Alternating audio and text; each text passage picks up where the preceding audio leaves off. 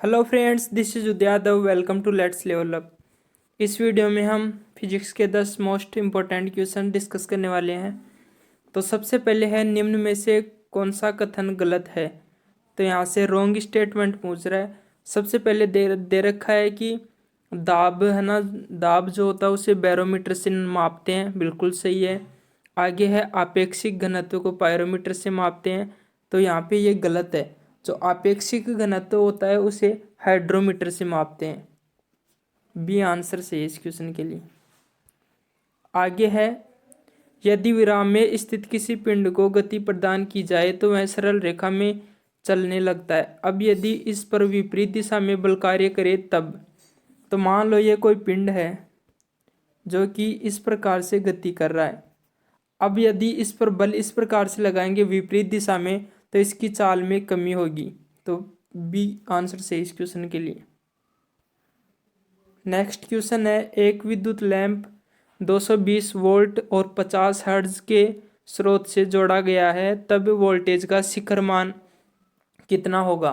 तो देखिए, जो वी आर एम एस होता है वो वी नोट बाई रूट 2 होता है।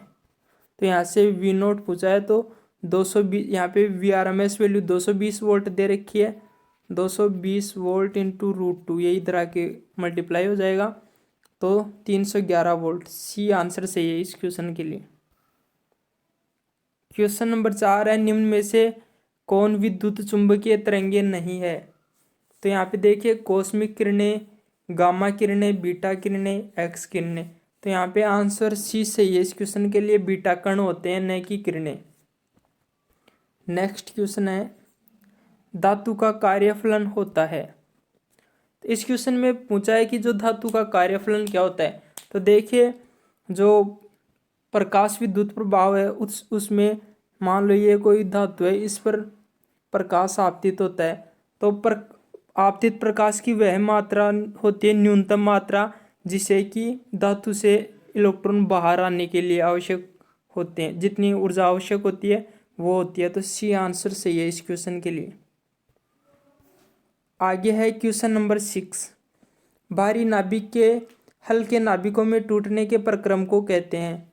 तो देखिए, जो भारी नाभिक हल्के नाभिकों में टूटता है, इस क्रिया को नाभिकों का विखंडन कहते हैं। ये आंसर सही है इस क्वेश्चन के लिए। क्वेश्चन नंबर 7 है, प्रकाशिक तंतु में ह्रास का कारण है। अवशोषण, प्रकीर्णन, ए व बी, इनमें से कोई नहीं। तो सी आंसर सही है इस क्वेश्चन के लिए। जो प्रकाशिक तंतु में ह्रास होता है वो अवशोषण प्रकीर्णन दोनों ही तरीके से होता है। और एक क्वेश्चन और इससे पूछा जाता है कि प्रकाशिक तंतु किसके सिद्धांत पर बेस्ड होता है। तो देखिए, प्रकाशिक तंतु जो होता है वो पूर्ण आंतरिक परावर्तन के सिद्धांत पर बेस्ड होता है। इस क्वेश्चन के लिए आंसर सी है। आगे है, वे भौतिक राशियाँ कौन सी हैं जिनकी विमाएं समान नहीं है। सबसे पहले है चाल तथा प्रकाश का वेग। कई बार प्रकाश के वेग की जगह दे देता है 1/μ0 ε0। तो देखिए, जो 1/√μ0 ε0 होता है वो सी यानी प्रकाश के वेग के बराबर ही होता है। कई बार ये दे के विमा पूछ लेता है, तो ये वेग की विमा के बराबर होता है। तो चाल है, प्रकाश का वेग, दोनों की विमाएं बिल्कुल समान होगी। आगे है बल तथा कार्य। तो बल जो बलागुण होता है, बलागुण तथा कार्य। तो बलागुण कार्य की विमाएं समान होती है। कार्य बल और विस्थापन होता है, मतलब बल और लेंथ की लंबाई। इसी प्रकार से बलागुण होता है बल इंटू आघूर्ण भुजा। तो ये भी सही है। सी है संवेग तथा प्लांक कांस्टेंट। और डी है प्रतिबल तथा यंग्स मॉड्यूलस। तो डी भी सही है, लेकिन जो प्लांक कांस्टेंट होती है उसकी विमा कोणीय संवेग के बराबर होती है, न कि संवेग के। तो सी आंसर सही है इस क्वेश्चन के लिए। आगे है, सौर परिवार में ग्रहों का निकाय किस नियम का पालन करता है। तो देखिए, जो यहाँ पे इस क्वेश्चन के लिए आंसर है वो सी आंसर सही है, जो कि केपलर का नियम भी है कि कोणीय संवेग समान रहता है। सी आंसर सही है इस क्वेश्चन के लिए।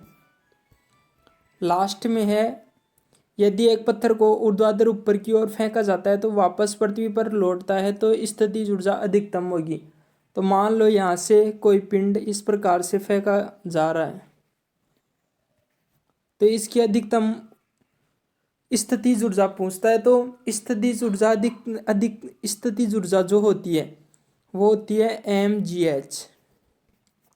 जो इसकी डिपेंडेंसी होती है वो ओनली सिर्फ एच पर होती है। तो अधिकतम ऊंचाई के टाइम एच अधिकतम होगा। तो बी आंसर सही है इस क्वेश्चन के लिए। चलो यही 10 क्वेश्चन थे, काफ़ी इंपॉर्टेंट क्वेश्चन थे। अगर वीडियो पसंद आए तो इस सीरीज के 10 वीडियो पहले भी हो चुके हैं, उनको जाकर देखिए। और वीडियो देखने के लिए बहुत बहुत धन्यवाद।